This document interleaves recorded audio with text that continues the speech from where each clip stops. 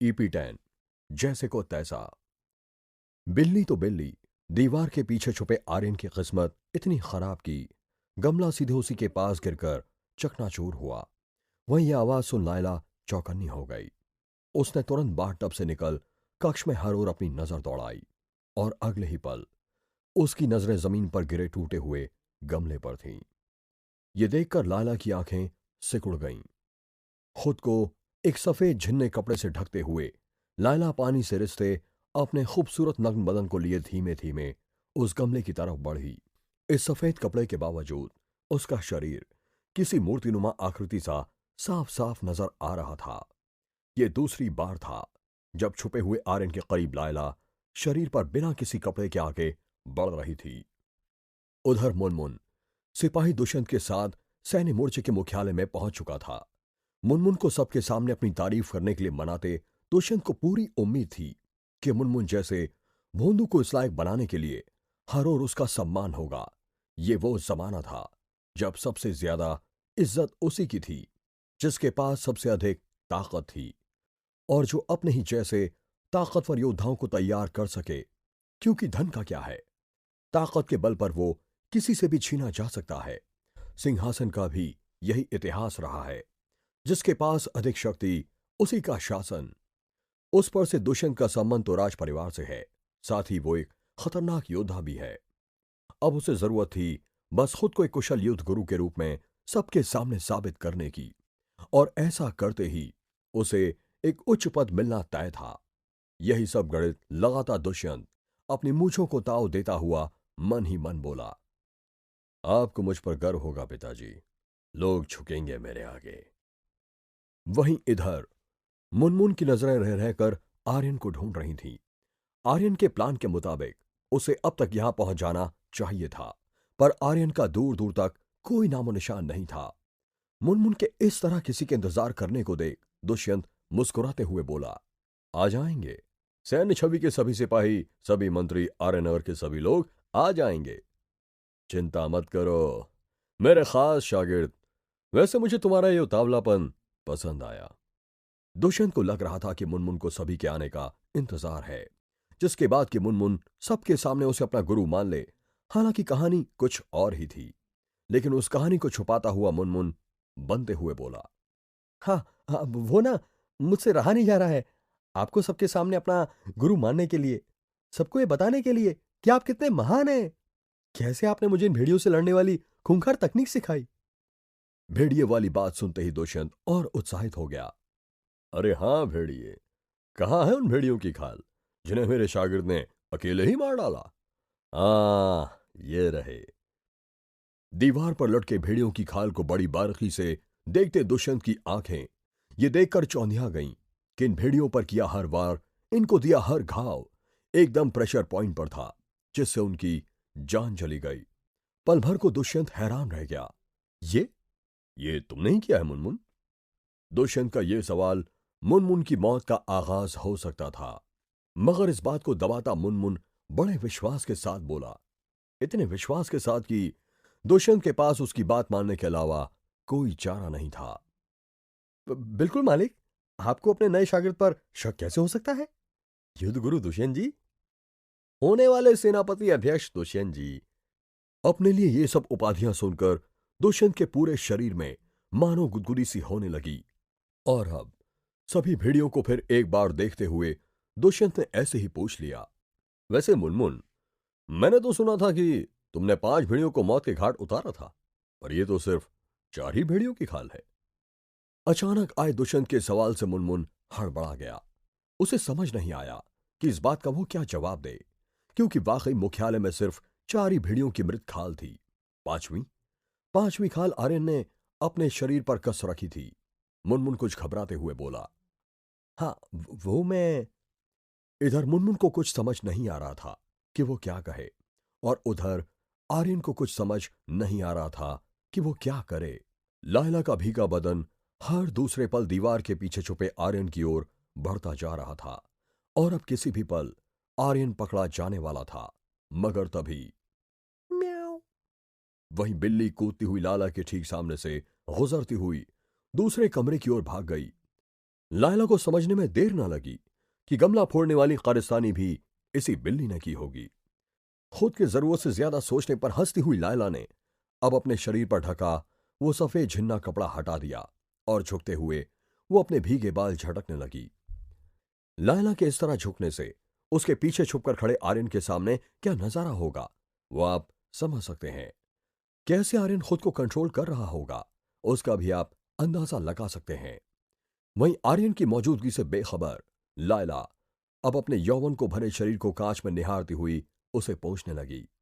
कहीं ना कहीं लायला को अपने शरीर पर खुद की खूबसूरती पर थोड़ा घमंड था और जिस तरह उसने अपने दुश्मन आर्यन को अपने रास्ते से हटाया था उसके बाद तो उसे अपनी बुद्धि पर भी नाज था।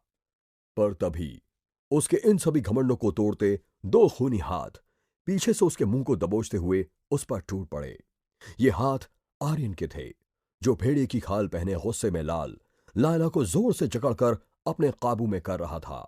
वहीं अचानक हुए इस हमले से हड़बड़ाई और उसके साथ ही कांच में अपने पीछे भेड़िए की खाल ओढ़े किसी शख्स को देख घबराई। लायला किसी मछली सी छटपटाने लगी। आर्यन का चेहरा ठीक अपने पीछे होने के कारण लायला उसे देख नहीं पाई थी। लायला ने आर्यन की पकड़ से छूटने का हर संभव प्रयास किया।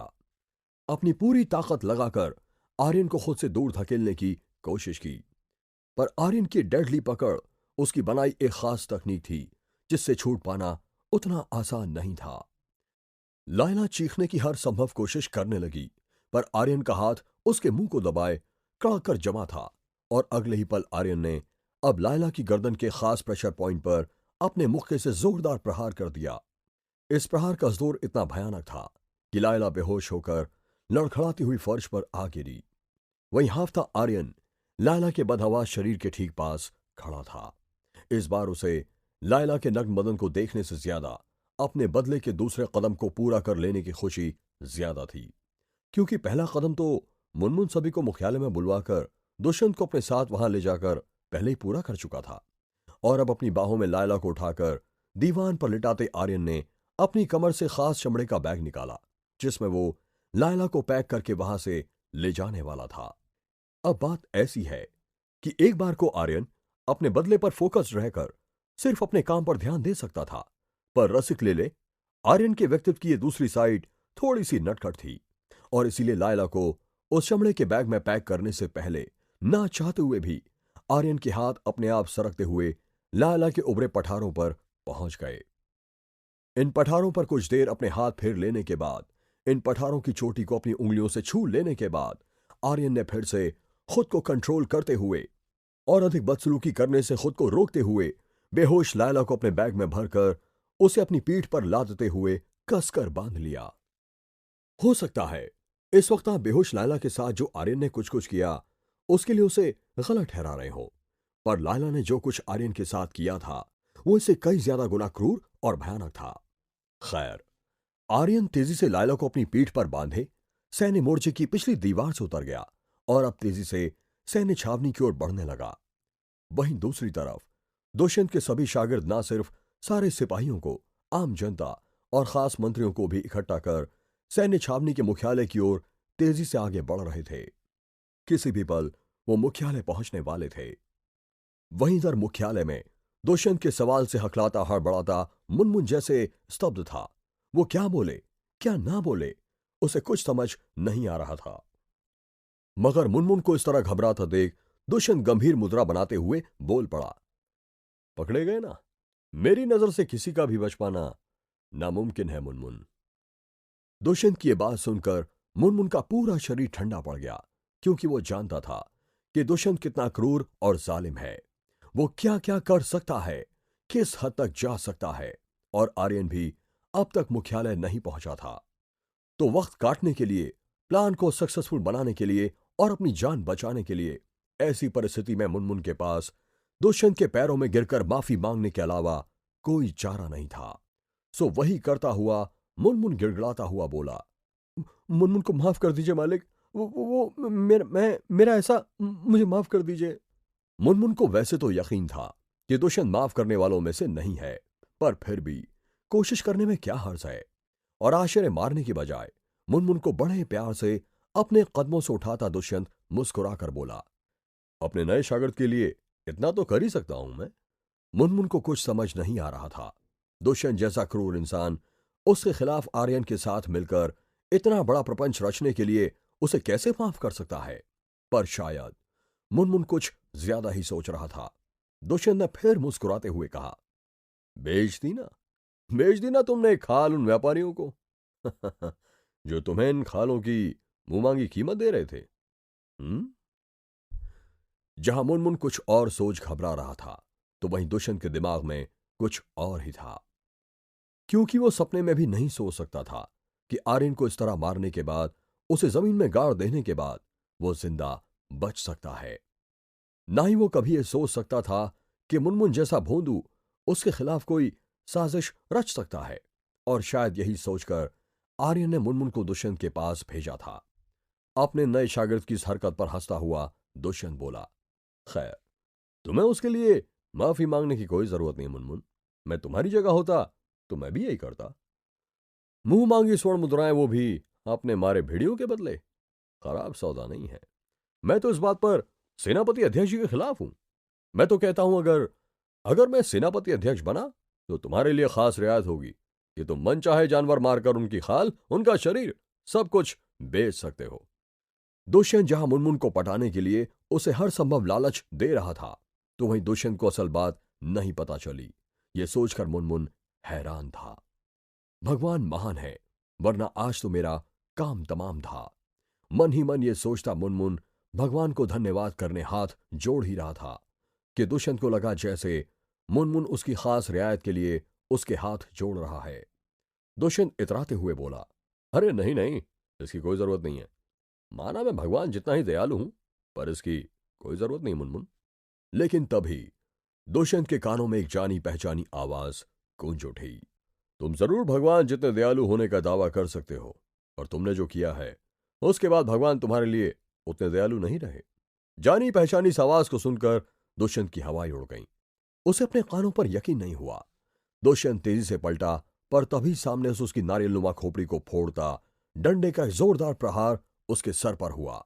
दुष्यंत कुछ भी सोच या समझ पाता उसके पहले ही वो जमीन पर चित होकर औंधे मुंह पड़ा था। वहीं आर्यन को ठीक समय पर पहुंचा देख मुनमुन ने भी चैन की सांस ली, और अब बगैर समय गवाए आर्यन ने मुख्यालय की मुख्य मेज पर, जिस पर कि सेनापति अध्यक्ष अपना काम करते थे, उस पर लायला के नग्न शरीर को लेटाते हुए जमीन के बेहोश पड़े दुष्यंत के भी कपड़े निकाल दिए, और अब नग्न दुष्यंत के शरीर को नग्न लायला के शरीर पर अच्छे से जमाते हुए आर्यन मुस्कुराते हुए बोला, जैसे को तैसा। हालांकि जो इन दोनों ने मेरे साथ किया उसके लिए मैं इन दोनों को मौत के घाट भी उतार सकता था, पर यहां आने से पहले मैंने किसी से वादा किया था कि मैं आर्यनगर में जो कुछ करूंगा उसमें आर्यन का गुस्सा नहीं, बल्कि रसिक लेले की चतुराई होगी। आर्यन का इशारा मुनमुन की तरफ था, जिसे सुन मुनमुन खुशी से मुस्कुरा उठा। आर्यन ने आगे कहा, किसी भी पल दुष्यंत के ही बुलाए सारे सैनिक, मंत्री, सेनापति जी और आर्यनगर के सारे लोग ये तमाशा देखकर फैसला करेंगे कि इन दोनों के साथ सैन्य नियम के मुताबिक क्या करना चाहिए। वैसे मैंने